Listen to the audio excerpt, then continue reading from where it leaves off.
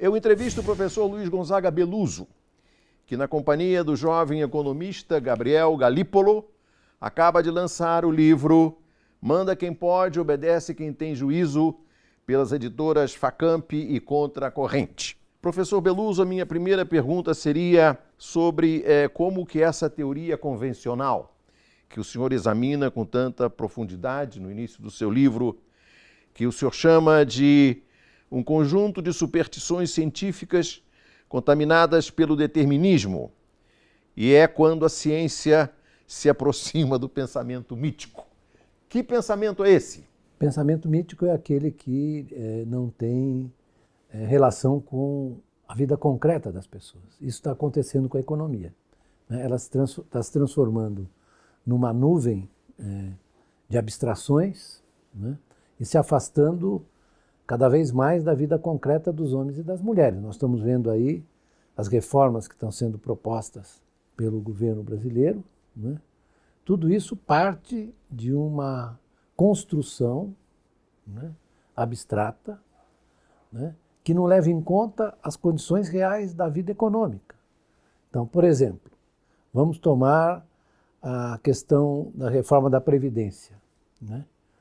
Eu até escrevi um artigo hoje a respeito da reforma da Previdência, que deve sair no jornal, Valor, mostrando que as concepções que estão por detrás estão calcadas em cima de uma visão tecnocrática. Por exemplo, a ideia de que do homo economicus. O que é o homo economicus? É o homo racional, calculador, que maximiza a sua função utilidade, as suas utilidades, né? É um utilitarista, maximizador e racional. Isso vem lá do século XIX, porém, e o pior é que eles se acham contemporâneos, mas claro, eles trouxeram essa coisa de lá de trás, né? E foram trazendo e construindo a ideia, por mais absurda que possa parecer, nós tratamos disso no livro, do agente representativo.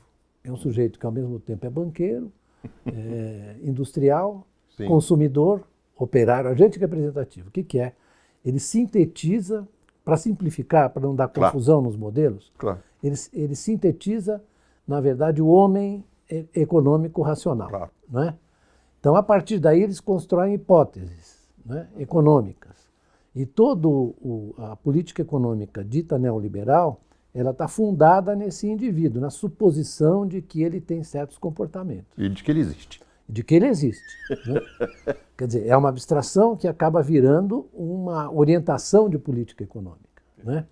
Então, a vida das pessoas concretas e de carne e osso, isso eles passam por cima. Né? O senhor usa também uma expressão que eu achei muito interessante para tratar da maneira pela qual essa teoria se explica, se explicita, é que ela perdeu qualquer contato, como o senhor diz, com a realidade, porque ela agora só trata de realizar calistenias matemáticas. Isso.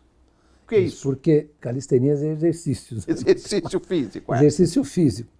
Porque como é que eles querem justificar a sua aura de cientificidade? É que eles utilizam, né, a matemática, os modelos não lineares, etc., né? Matemática razoável, digamos, mas em cima de conceitos que não são, por exemplo, dos conceitos que eu mencionei agora do homem racional. Né? Então, eles, por exemplo, eles têm vou dar um exemplo, eles têm uma construção que se chama o produto potencial, né?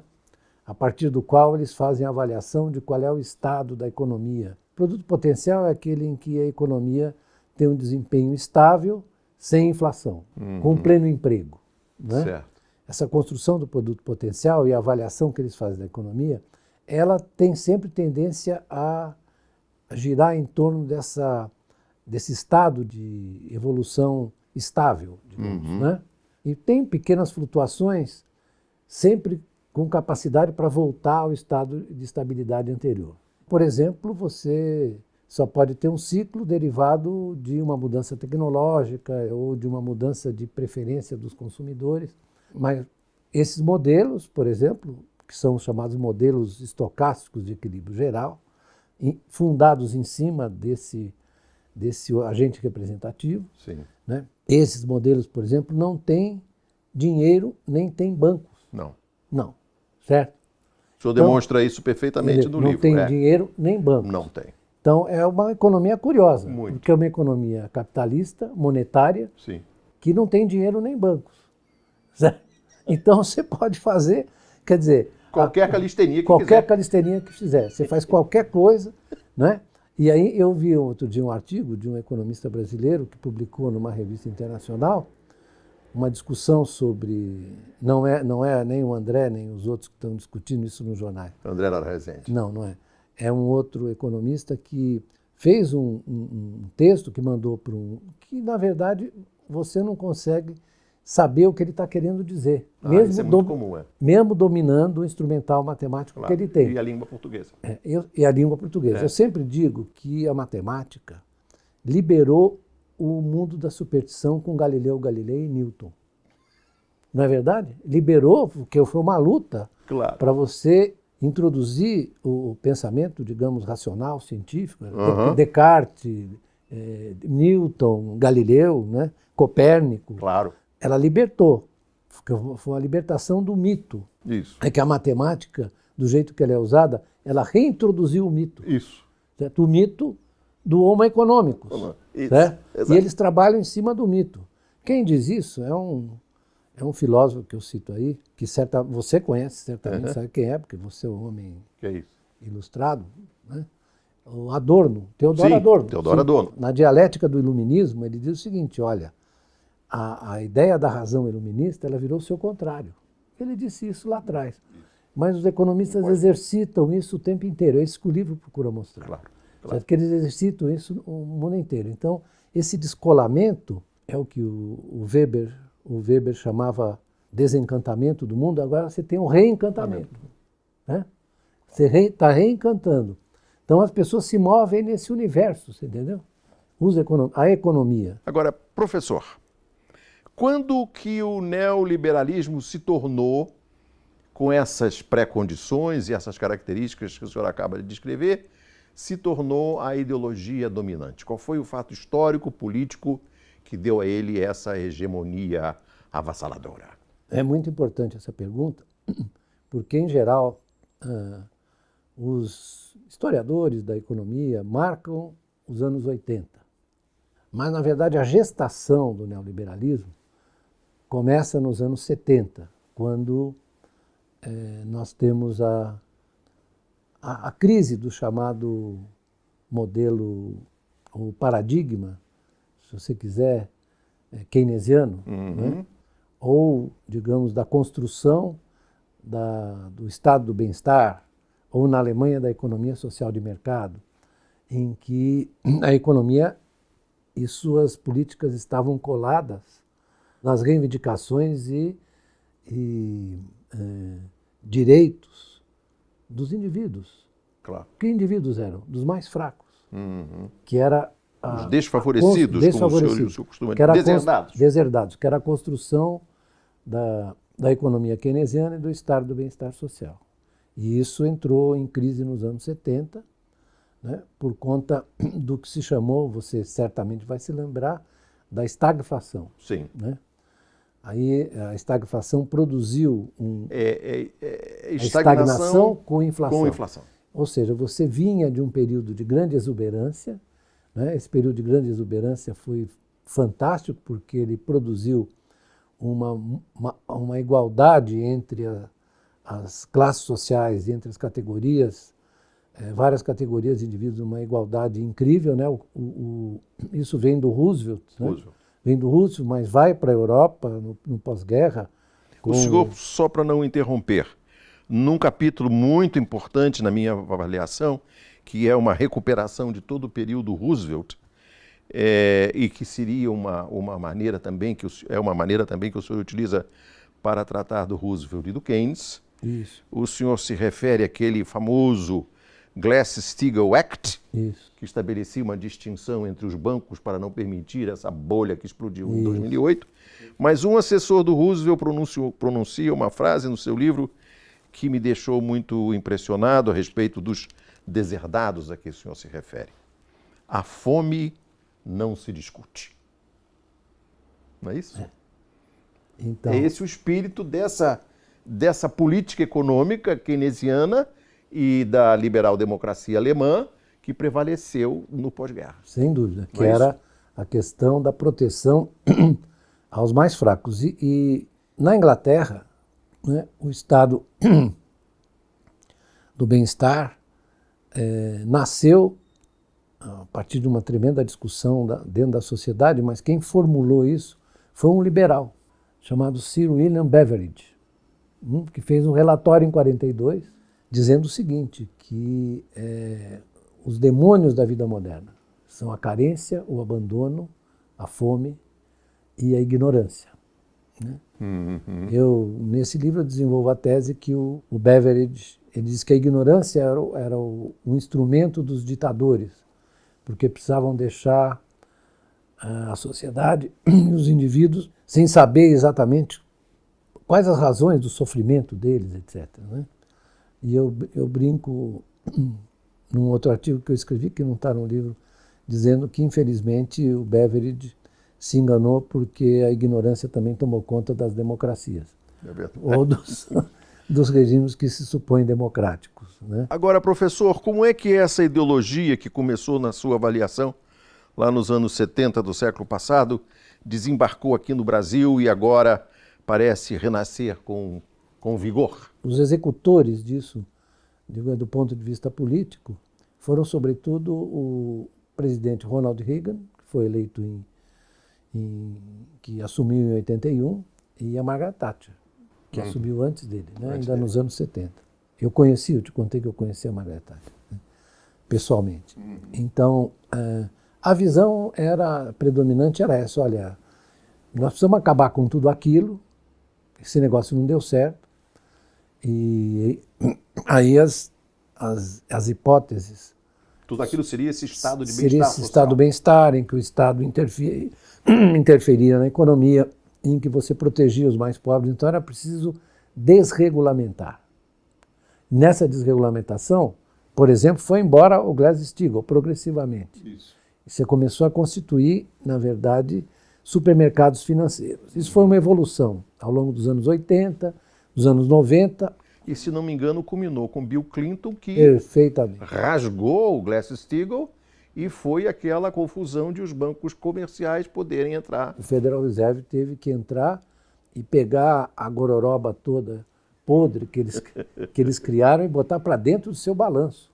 Hoje em dia, o balanço do Federal Reserve, última avaliação, e mais do Banco Central Europeu, tem 14 trilhões de dólares de ativos públicos e privados. Né? Porque Isso é quase um PIB americano. Sim, é quase o PIB americano. É isso mesmo. O PIB americano é 16 trilhões, você tem 14 trilhões no balanço. E você sabe que o Banco do Japão tem no seu balanço ativos privados, como ações de empresas japonesas. Quase que, na prática, o Banco do Japão é dono de algumas empresas japonesas. Claro. Né? E essa coisa do Japão vem de 10, 12 anos. Né? Eles não Mas conseguem... o que tem disso hoje aqui, na nossa vida corrente, no ano de 2017, Então, mês de abril? Mas nós começamos a pegar esse bonde com a forma como foi administrado o Plano Real. Porque frequentemente é uma confusão entre... você está fazendo uma crítica do Plano Real? Não, eu estou fazendo uma crítica da forma como ele foi administrado. Não é? Qual era a ideia ali depois? Você se lembra muito bem disso, quando você estava Na Globo? na Globo. Você até fez uma entrevista comigo em 85, lembra disso? Logo que nós fomos ao governo? Sim. Você me Sim. lembra? No Ministério da Fazenda? se não me Ministério da engano. Fazenda. Isso. É. Então, O professor Beluso trabalhou no governo do Sarney. ministro da Fazenda, do Dilson Gilson Funaro. Funaro. Isso. Era o chefe do Departamento de Economia do Ministério, não é isso? Isso. Eu era secretário de Política Econômica, Isso. mas enfim. O que eu quero dizer é que, depois da crise da dívida externa, surgiu um consenso de que era preciso, na verdade, afastar o Estado. Isso tem a ver com o momento também internacional. Afastar o Estado da economia, abrir a economia para oxigenar o mercado brasileiro, os empresários, fazê-los com que eles se tornassem competitivos, né? O que ficou um pouco difícil porque a gestão do Plano Real, ela valorizou o câmbio. Sim. Né? Então isso foi fragilizando a indústria brasileira Claro. nesse período. E diga-se que isso O continuou... real valia $1. Isso, $1. Ou um pouco mais. Chegou a valer 0,83 reais. Uma espécie de um suicídio. Isso. Mas, na verdade, a forma de gestão, de administração do câmbio foi sustentando essa valorização. Tinha uma desvalorização do tipo progressiva, assim, e pequena, né? Uma espécie de tablita, né? Como os argentinos fizeram no tempo do Martínez de Ross, aqui não tão exageradamente. O câmbio se valorizou muito e prejudicou muito a indústria brasileira. Né? Claro. Aí começa essa operação. Começa essa E operação. o que é que tem hoje de mais concreto dessa política? Hoje eu diria que se está tentando fazê-la avançar. Né? Se você olha o que está proposto aí para a reforma da Previdência, a terceirização, tudo isso faz parte do quê? A flexibilização do mercado de trabalho, a mudança nas regras de previdência para você controlar o déficit. Né? Em boa medida, esses programas, né, eles têm uma marca muito forte, né, ligada àquela ideia de que é preciso fazer com que a economia se comporte de acordo com os parâmetros e os supostos de uma economia capitalista em que você tem concorrência perfeita, Claro. né? Você precisa abrir para oxigenar, você precisa fazer com que a empresa nacional ganhe competitividade. Então você tem que se opor a tudo aquilo que, ironicamente, por exemplo, os chineses fizeram para poder fazer a escalada que fizeram nos anos 90 e, sobretudo, nos anos 2000.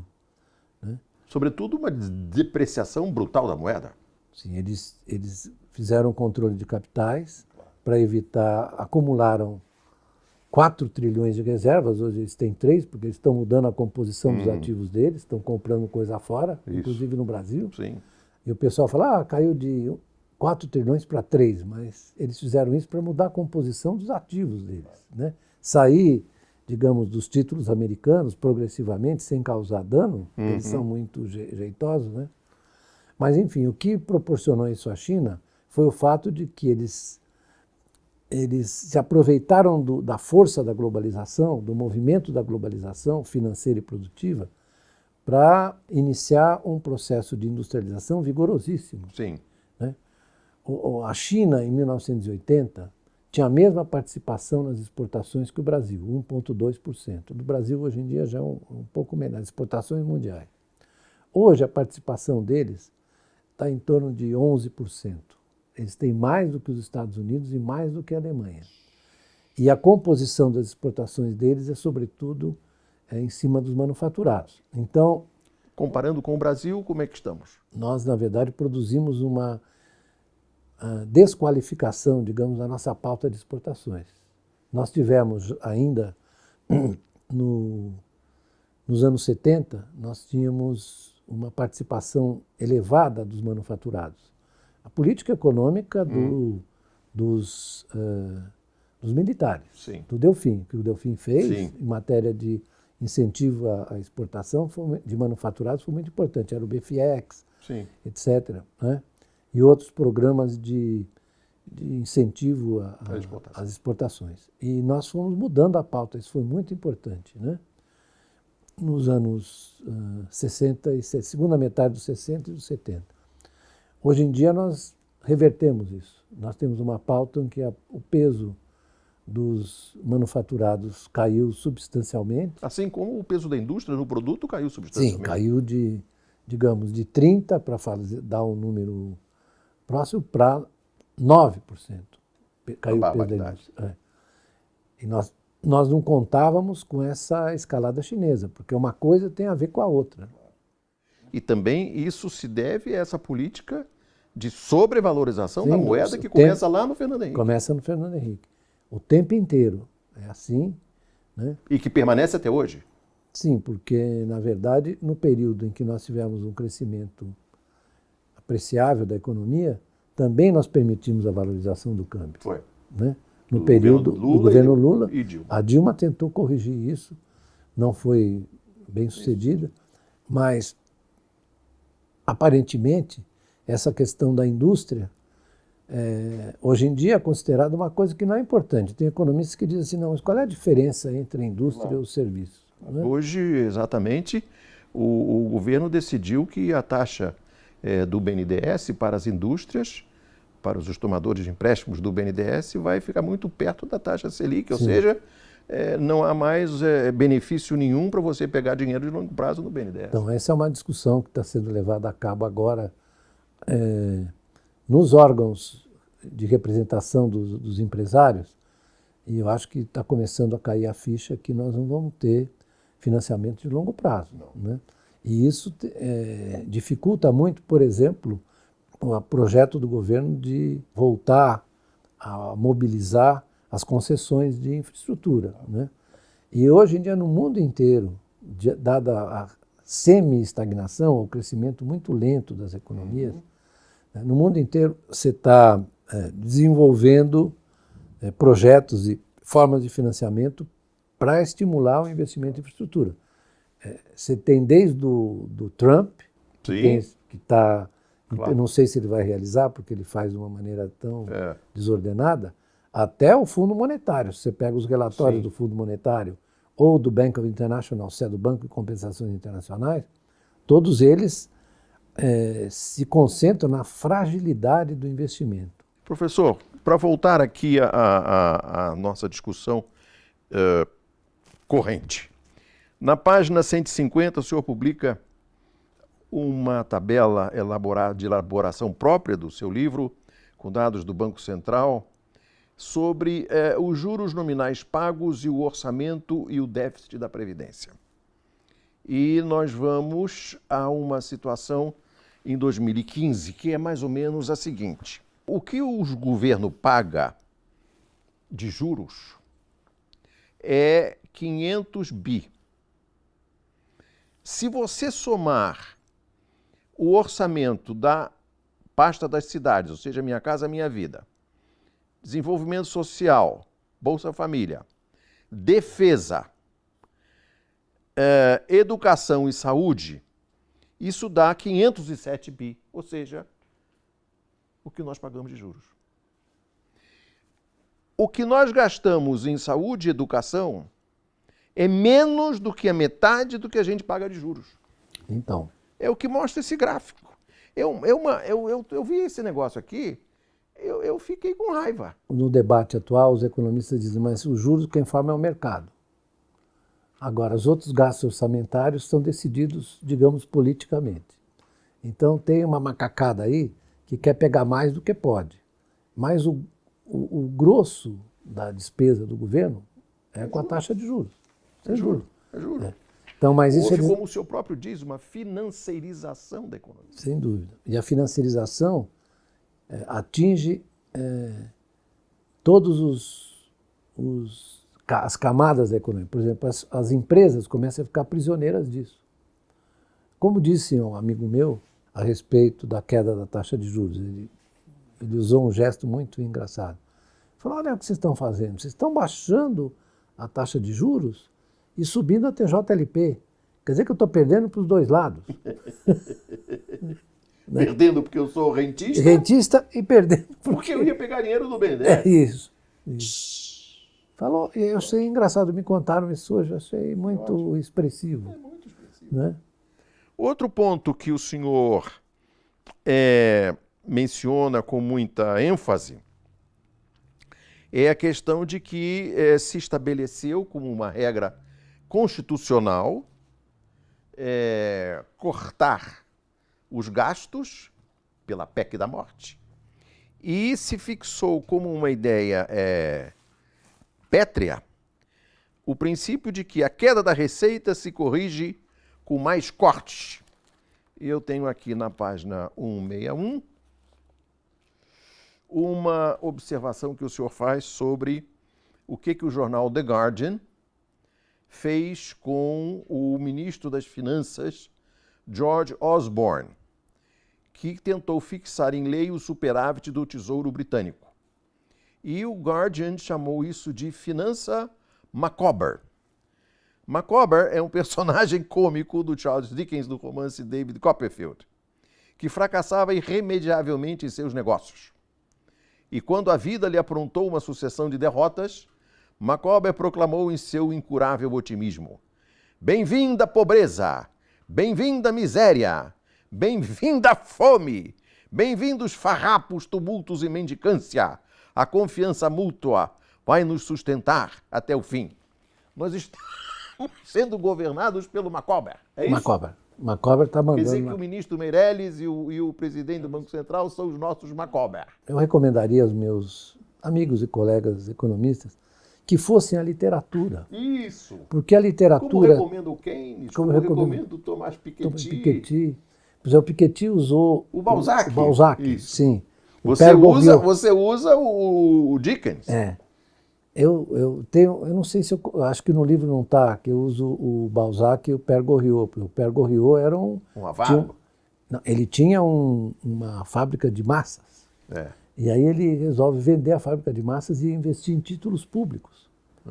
Né? Virou um rentista. Virou um um rentier. rentista. Isso é que o Balzac está falando. Né?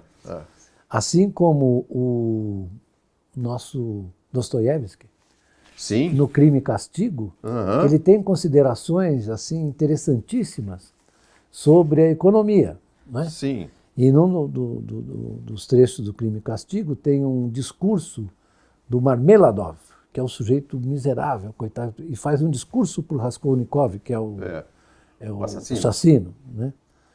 Que assassinou uma usurária. Usurária. Certo? Ele foi assassinar a usurária e acabou matando a irmã também. Também. E aí tem uma discussão sobre economia política. E o Raskolnikov, ele fica tentando expurgar a culpa, né? O tempo inteiro. Né? E ele vai para um botequim meio sujo e o sujeito miserável está fazendo um discurso.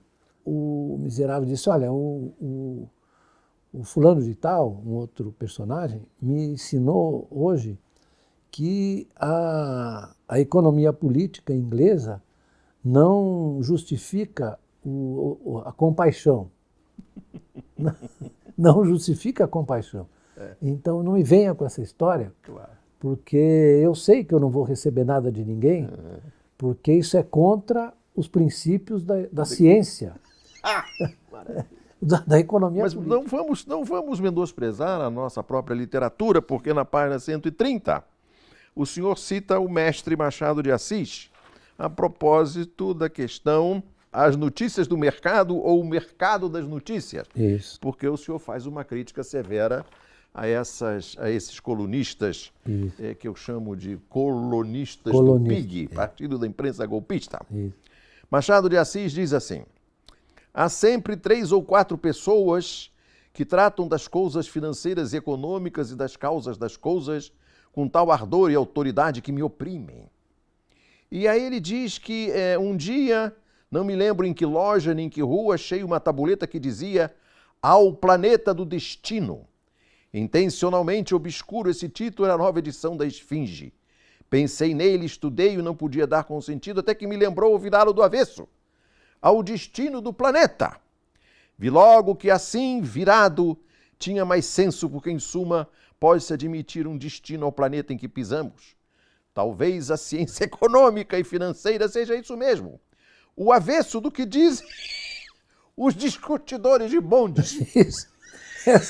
Esse trecho... Aí termina assim: quando eu fiz essa reflexão, exultei.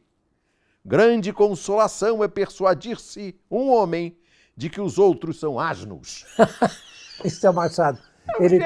É um gênio. Ele tem um outro trecho que Quer dizer, você tem que pegar o que dizem os colonistas do PIG e virar do avesso. Vira do avesso, Vira do avesso, que aí você vai entender. De Leitão Miriam, por exemplo. Mas ele tem um outro texto sobre o câmbio. O câmbio. Diz assim, que ele é perturbador, os movimentos do câmbio são perturbadores. O Brasil estava no padrão ouro, mas saía, voltava, tinha crise cambial toda hora.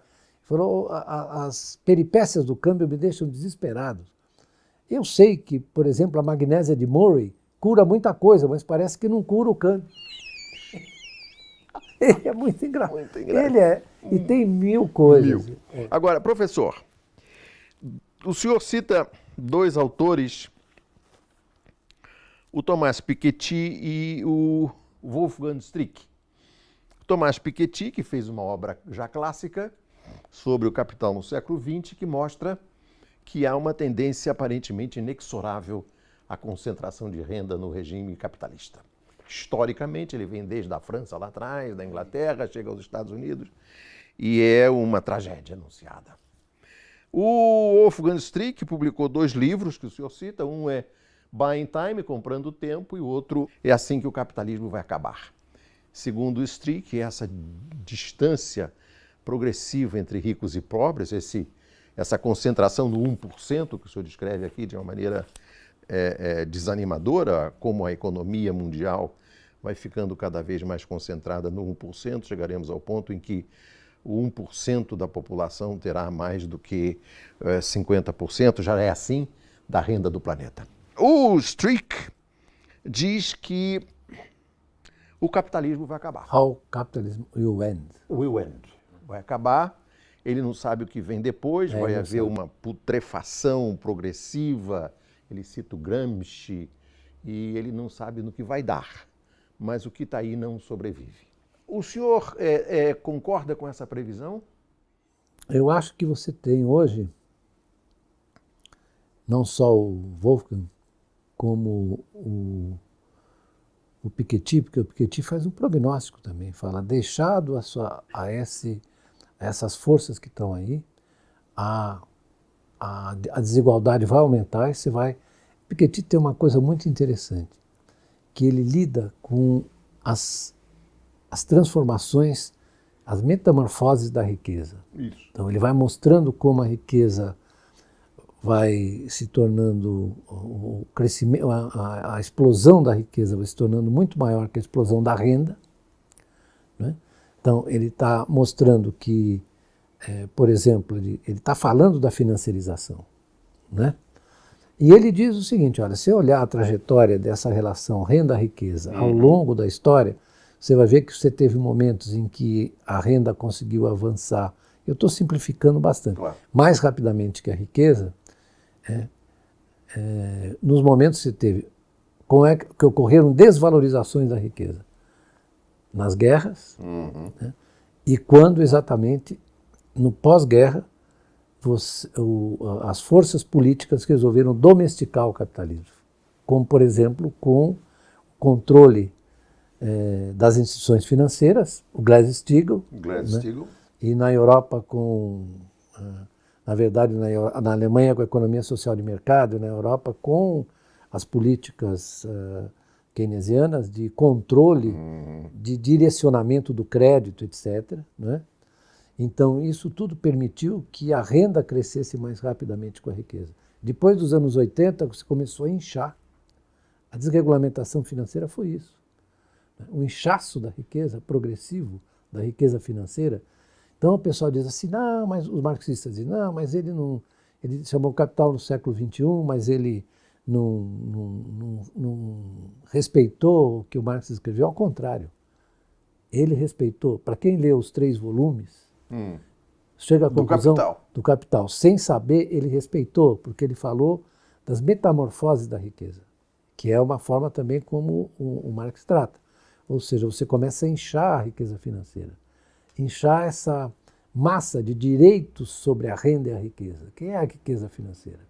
São títulos de dívida, claro, ou ações, que são direitos sobre a propriedade ou sobre a renda, que começam a inflar por conta dessa injeção continuada, que está se repetindo outra vez, de crédito para você poder aumentar a riqueza enquanto o investimento produtivo declina. Por quê? Porque as empresas também hoje, Paulo Henrique, se você for olhar, tem um economista muito interessante chamado William Lazonick, que eu acho que eu cito aqui no final, em que ele vai mostrando como as empresas vão se tornando reféns dessa financiarização. Sim. Porque o que você dá valor hoje? Você dá valor, por exemplo, ao desempenho de caixa das empresas, é o EBITDA. EBITDA. Certo? É o EBITDA. Como Gere lucro correndo que eu preciso botar isso no banco. Isso. E, na verdade, você vai reduzindo os prazos e as exigências dos acionistas e dos mercados em relação ao desempenho. Claro. Então, você tem que encurtar o horizonte de expectativa das empresas. Para dar dinheiro mais rápido para o banqueiro. Para o investidor. Para o acionista, para o investidor. É essa que é a lógica desse negócio. Então, nesse livro aí, a gente trata disso. Perfeito. Porque, não é? Boa medida, a gente vai mostrando como Você isso... Você faz uma anatomia do EBITDA. Anatomia da financiarização, isso. Que não é só um fenômeno, digamos, econômico, é um fenômeno político. Claro. Certo? É um fenômeno político que vai invadindo. Claro. Tem um capítulo que eu falo da invasão dos interesses no Congresso americano. Só trato disso, explicando como que eles se tornaram dominantes e, na verdade, determinam a votação das leis. O pessoal pensa que isso acontece no Brasil. Não. Lá acontece com muito mais intensidade e de uma maneira muito mais aceita como natural, né? Porque eles aceitam como natural, mas isso tem implicações para a eleição. Claro. Tem implicações para a eleição, para o financiamento de campanha. Para o funcionamento do Estado. Para o funcionamento do Estado americano. O Streeck, se não me engano, professor, tem uma fórmula de sintetizar isso, que é assim: o Estado renuncia a cobrar imposto de você e se financia com a dívida pública. Com a dívida pública. Então, isso é um fenômeno que se intensifica a partir do Reagan e da Thatcher, sobretudo do Reagan. Então é o seguinte... Eu não cobro imposto, mas eu preciso de dinheiro para pagar a gasolina Qual era a ideia? A ideia é o seguinte, é que se você reduzir os impostos para as camadas superiores, eles podem poupar mais e investir. Isso. Né? Que é uma ideia completamente... E você desmonta aqui essa teoria. Completamente idiota, desculpe, idiota, sobre essa hipótese. É a ideia do trickle down. Então, se você investe, se o sujeito de renda diferencial mais rico investe, os trabalhadores vão se beneficiar. Trickle down no sentido de que você tem um copo cheio, aí ele vai pingando para baixo à medida que fica mais cheio. E o pessoal de baixo está com a boca aberta. Isso, exatamente. E uma hora de sede. Mas não funcionou. Não funcionou. Professor, eu vou responder a pergunta que eu fiz ao senhor com as suas próprias palavras. No que vai dar isso? Na página 206, o senhor diz qual é a solução para esse impasse. A resposta esperançosa à pergunta ao futuro depende crucialmente da capacidade de mobilização democrática e radical dos deserdados. É isso? Povo na rua? Povo na rua. Se você não tiver mobilização política, essa máquina infernal de concentração da riqueza e da renda vai continuar sugando o seu sangue. Essa é a história. Muito obrigado.